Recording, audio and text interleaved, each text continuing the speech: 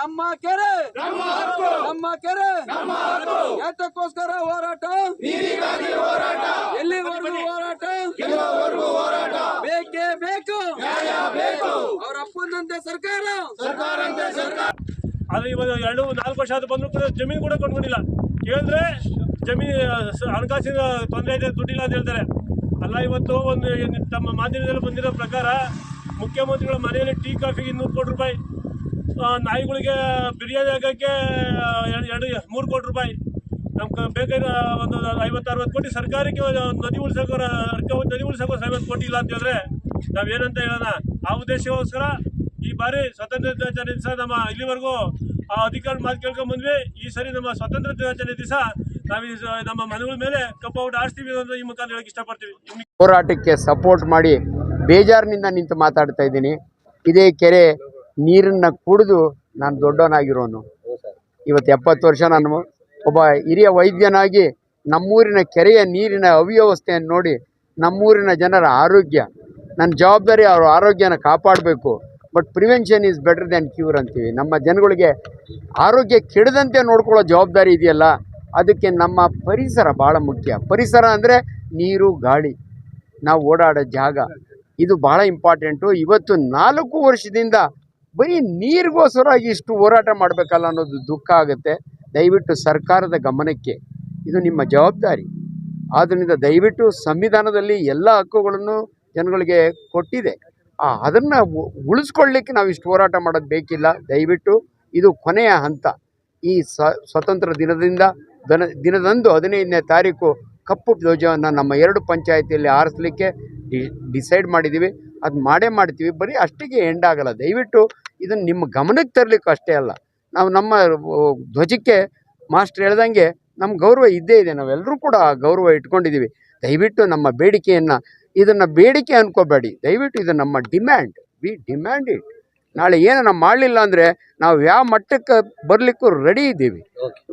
ಸಮಾಜಕ್ಕೆ ತೊಂದರೆ ಕೊಡ್ದಂಗೆ ಡೆಫಿನೆಟ್ಲಿ ನಿಮ್ಮನ್ನು ಟ್ಯಾಕಲ್ ಮಾಡ್ತೀವಿ ಅಂತ ನಾವು.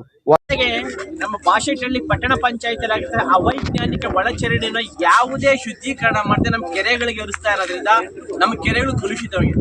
ನಾವು ಕೇಳ್ತಾ ಇರೋದಿಷ್ಟೇ, ನೀವೇನು ಶಿವ ಏನು ಭಗೀರಥ ಏನು ಕೈಲಾಸದಿಂದ ನೀರು ತಂದಂತಲ್ಲ, ಆ ಕೈಲಾಸದಿಂದ ನೀರು ತನ್ನಿ ಅಂತ ನಾವು ಕೇಳ್ತಾ ಇಲ್ಲ. ಇಲ್ಲಿರ್ತಕ್ಕಂಥ ನೀರನ್ನ 3ನೇ ಹಂತ ಶುದ್ಧೀಕರಣ ಮಾಡಿ ನಮ್ಮ ಕೆರೆಗಳಿಗೆ ಹರಿಸಿ ಅಂತ ನಾವು ರಿಕ್ವೆಸ್ಟ್ ಕೇಳ್ತಾ ಇರೋದು.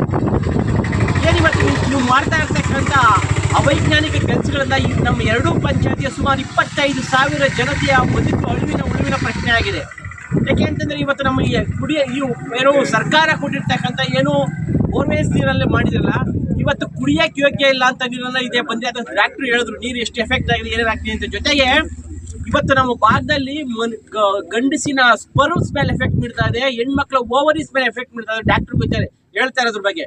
ಇವತ್ತು ನಮ್ಮ ಭಾಗದ ಹಳ್ಳಿ ಜನ IVF ಮಟ್ಟಕ್ಕೆ ಹೋಗ್ತಾ ಇದ್ದಾರೆ. ಇದನ್ನ ಅರ್ಥ ಮಾಡ್ಕೊಬೇಕು ಸರ್ಕಾರಗಳಾಗ್ಲಿ ಅಧಿಕಾರಿಗಳಾಗ್ಲಿ. ಪಕ್ಷಾತೀತವಾಗಿ ನಿಜಕ್ಕೂ ಹೇಳ್ಬೇಕಂದ್ರೆ ಪಕ್ಷಾತೀತವಾಗಿ ಹೋರಾಟ ಇದು. ಇವತ್ತು ಎಲ್ಲಾ ಪಕ್ಷದ ಮುಖಂಡರುಗಳು ಇಲ್ಲಿದ್ದೀವಿ. ಆಕ್ಚುಲಿ ಇವತ್ತು ಒಂದು ವಿಷಯ ಹೇಳ್ಬೇಕಂದ್ರೆ ನರೇಂದ್ರ ಮೋದಿ ಅವರು ಬಂದಿದ್ದಾರೆ ಬೆಂಗಳೂರಿಗೆ. ನಾವೆಲ್ಲ ಅಲ್ಲಿ ಹೋಗ್ಲೇಬೇಕಾಯ್ತು. ಆದ್ರೂ ನಮಗೆ ನೀರು ಮುಖ್ಯ, ನಮ್ಮ ಊರು ಮುಖ್ಯ, ನಾನು ಇರ್ತಕ್ಕಂಥ ವಾಸಸ್ಥಾನದ ಮುಖ್ಯ, ಹಾಗಾಗಿ ನಮ್ಮೂರಿನ ಜನತೆ ಮುಖ್ಯ ಅನ್ನೋಂಥ ಉದ್ದೇಶದಲ್ಲಿ ಇವತ್ತು 2 ಪಂಚಾಯತಿಯ ಎಲ್ಲ ಪ್ರಮುಖ ಲೀಡರ್ಗಳು ಸಹ ಇಲ್ಲೇ ಉಳ್ಕೊಂಡಿದ್ದೀವಿ. ಬಂಧುಗಳೇ, ಈಗಾಗಲೇ ಹೇಳ್ದಂಗೆ ಅನೇಕ ರೀತಿಯಲ್ಲಿ ನಾವು ಹೋರಾಟಗಳನ್ನ ಮಾಡ್ಕೊಂಡು ಬಂದಿದ್ದೀವಿ. ನೀವು ವಿಷ ಕೊಡ್ತಾ ಇದ್ದೀವಿ, ನಾವು ಸಿಹಿ ಕೊಡ್ತೀವಿ ಅಂತಂದ ಮಾತನ್ನು ಹೇಳಿದ್ದೀವಿ. ಅದಾದ ನಂತರ ಅವರಿಗೆ ಗೇಲಿ ಮಾಡೋವಂಥ ರೀತಿಯಲ್ಲಿ ಭಜನೆ ಮಾಡಿದ್ದೀವಿ. 3 ಕಡೆ ಹೋಗ್ಬಿಟ್ಟು ಪಟ್ಟಣ ಪಂಚಾಯತಿನಲ್ಲಿ ನಗರಸಭೆ ಮುಂದೆ, ತಾಲೂಕು ಆಫೀಸ್ ಮುಂದೆ ಭಜನೆ ಮಾಡಿ ಮಂದಟ್ಟು ಮಾಡಿದ್ದೀವಿ. ಆದರೆ ಯಾವುದಕ್ಕೂ ಬೆಲೆ ಕೊಡದೇ ಇದ್ದಾಗ ರಸ್ತೆ ತಡೆ ಚಳುವಳಿ ಅಂತ ನಿರ್ಧಾರ ತಗೊಂಡ್ವಿ. ಅದಕ್ಕೂ ಬೆಲೆ ಕೊಡದಿದ್ದಾಗ ರಾಸಾಯನಿಕ ನೀರು ಎಲ್ಲಿ ಹರಿತಾ ಇದೆ ಕಾಲುವೆ ಅಲ್ಲಿ ಬಂದ್ ಮಾಡಿದ್ವಿ, ಮಣ್ಣನ್ನು ತುಂಬಿ ಬಂದ್ ಮಾಡಿದ್ವಿ. ಅರೆಸ್ಟ್ ಮಾಡ್ತಾರ ಅಥವಾ ಏನು ಸರ್ಕಾರದಿಂದ ಏನು ನಮ್ಮ ಮೇಲೆ ತಗೊಳ್ತಾರೆ ಕಠಿಣವಾದಂಥ ಕ್ರಮ ಅಂತ ಅಲ್ಲಿಗೂ ಬಗ್ತಾ ಇಲ್ಲ. ಈಗಾಗಲೇ ನಾವು ಅನೇಕ ಹೋರಾಟಗಳು, ಉಪವಾಸ ಸತ್ಯಾಗ್ರಹಗಳು ಮಾಡಿದ್ವಿ. ಏನೇ ಮಾಡಿದ್ರು ಇವ್ರು ಬಗ್ತಾ ಇಲ್ಲ.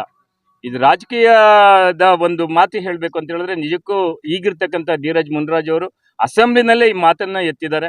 ದೊಡ್ಡ ತುಮಕೂರಿನಲ್ಲಿ ಈ ರೀತಿ ಅನ್ಯಾಯ ಆಗ್ತಾ ಇದೆ, ದೊಡ್ಡ ತುಮಕೂರು ಮತ್ತೆ ಮಜ್ರಾವಸಳ್ಳಿ ಪಂಚಾಯತಿ ಕೆರೆಗಳಲ್ಲಿ ಈ ರೀತಿ ಅನ್ಯಾಯ ಆಗ್ತಾ ಇದೆ, ಇದಕ್ಕೇನಾದ್ರು ಸರಿ ಮಾಡಬೇಕು ಅಂತೇಳಿ ಮತ್ತೆ ಹಕ್ಕುಗಳನ್ನು ಕೊಟ್ಟಿದೆ. ಜವಾಬ್ದಾರಿ ನಾವು ದೇಶ ಪ್ರೇಮ ಮಾಡಬೇಕು, ರಾಷ್ಟ್ರಧ್ವಜವನ್ನು ಗೌರವಿಸಬೇಕು, ರಾಷ್ಟ್ರಗೀತೆಯನ್ನು, ರಾಷ್ಟ್ರ ಲಾಂಛನವನ್ನು, ದೇಶವನ್ನು ನಾವು ಗೌರವಿಸಬೇಕು, ಪ್ರೀತಿಸಬೇಕು. ಅದೇ ಸಂವಿಧಾನದಲ್ಲಿ ಅದೇ ರೀತಿ ಹಕ್ಕುಗಳನ್ನು ಕೊಟ್ಟಿದೆ. ಮೂಲಭೂತ ಹಕ್ಕುಗಳಾದ ಕುಡಿಯೋ ನೀರು, ಅನ್ನ, ಆಶ್ರಯ ಕೊಡಬೇಕು ಅನ್ನೋದು ಸರ್ಕಾರಗಳ ನಮ್ಮ ನಾಳಿನ ಸರ್ಕಾರಗಳಿಗೆ ಇರಬೇಕಾದಂಥ ಹಕ್ಕು ಅವ್ರಿಗೂ ಸಹ.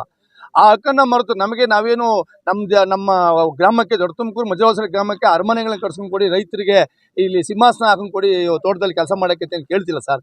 ಮೂಲಭೂತವಾಗಿ ಬೇಕಾಗಿರೋದು ರೈತರುಗಳು ವ್ಯವಸಾಯ ಮಾಡೋಕ್ಕೆ, ಒಕ್ಕಲ್ತನ ಮಾಡಲಿಕ್ಕೆ, ಊರು ಉಳಿಲಿಕ್ಕೆ, ಗ್ರಾಮ ಉಳಿಲಿಕ್ಕೆ ಬೇಕಾಗಿರೋದು ಮೂಲಭೂತ ಸೌಕರ್ಯ ನೀರು. ಈ ನೀರನ್ನು ಕೊಡದೆ ಕೈಗಾರಿಕೆಗಳ ಮೇಲೆ ದೂರ್ತಾರೆ, ನಗರಸಭೆ ಮೇಲೆ ದೂರ್ತಾರೆ, ಬಾಸ್ಟಳ್ಳಿ ಪಟ್ಟಣ ಪಂಚಾಯತಿ ಮೇಲೆ ದೂರ್ತಾರೆ. ಅಧಿಕಾರಿಗಳು ಬದಲಾವಣೆ ಆದರು, ಮಂತ್ರಿಗಳು ಬದಲಾವಣೆ ಆದರು, ಶಾಸಕರು ಬದಲಾವಣೆ ಆದರು, ಆದರೆ ನಮ್ಮೂರಿನ ಕೆರೆ ಮಾತ್ರ ಬದಲಾವಣೆ ಆಗಿಲ್ಲ. ಇವತ್ತು ಗುಳೆ ಎದ್ದು ಉತ್ತರ ಕರ್ನಾಟಕದಲ್ಲಿ ಗುಳೆ ಎದ್ದು ಹೋಗಿ ವ್ಯವಸಾಯಕ್ಕೂ ಬೇರೆ ಕಡೆ ಗುಳೆ ಎದ್ದು ಹೋಗೋಂಥ ಸ್ಥಿತಿ ಬಂದಿದೆ. ಈ ಎರಡೂ ಪಂಚಾಯಿತಿಗಳು ಗುಳೆ ಎದ್ದು ಹೋಗಿ ಬೇರೆ ಕಡೆ ವಾಸ ಮಾಡೋಂಥ ದಿನಗಳು ಏನು ದೂರ ಇಲ್ಲ, ಹತ್ತಿರವಾಗಿದ್ದಾವೆ. ಯಾಕೆಂದರೆ ನೀರನ್ನು ಮುಟ್ಟಲಾರದಂಥ ಸ್ಥಿತಿಯಾಗಿದೆ. ದನ ಕರುಗಳು ಸಾಯ್ತಾ ಇದ್ದಾವೆ, ಜಾನುವಾರುಗಳು ಸಾಯ್ತಾ ಇದ್ದಾವೆ, ಕ್ಯಾನ್ಸರ್ಗಳಾಗಿದ್ದಾವೆ, ಅಂಗವಿಕಲರಾಗ್ತವೆ, ಪುರುಷತ್ವ ಕಡಿಮೆ ಆಗ್ತಾ ಇದೆ. ಇಂತಹ ಇರುವಂಥ ನಮಗೆ ಮೂಲಭೂತ ಸೌಕರ್ಯವನ್ನು ಕೊಡೋದ ಸರ್ಕಾರ, ಅದು ಯಾವುದೇ ಸರ್ಕಾರ ಆಗಿರಲಿ ನಾವು ಧಿಕ್ಕರಿಸ್ತೇವೆ.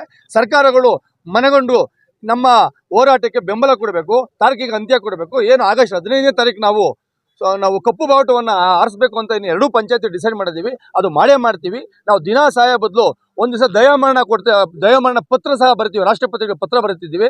ರಾಜ್ಯಪಾಲರಿಗೆ, ಮುಖ್ಯಮಂತ್ರಿಗಳಿಗೆ ನಾವು ಪತ್ರ ಬರೆಯೋ ಮುಖೇನ ನಮಗೆ ನ್ಯಾಯ ಕೇಳ್ತಾ ಇದ್ದೀವಿ. ಒಂದು ವೇಳೆ ಅವ್ರೇನಾದರೂ ಕೊಡಲಿಲ್ಲ ಅಂದರೆ ದಿನ ಸಹಾಯ ಬದಲಿಗೆ ನಾವು ದಯಾಮರಣ ಶಿಕ್ಷೆಯನ್ನು ಅವರೇ ಕೊಡಲಿ. ನಾವು ಮಾಡ್ಕೊಂಡು ತಪ್ಪಾಗುತ್ತೆ.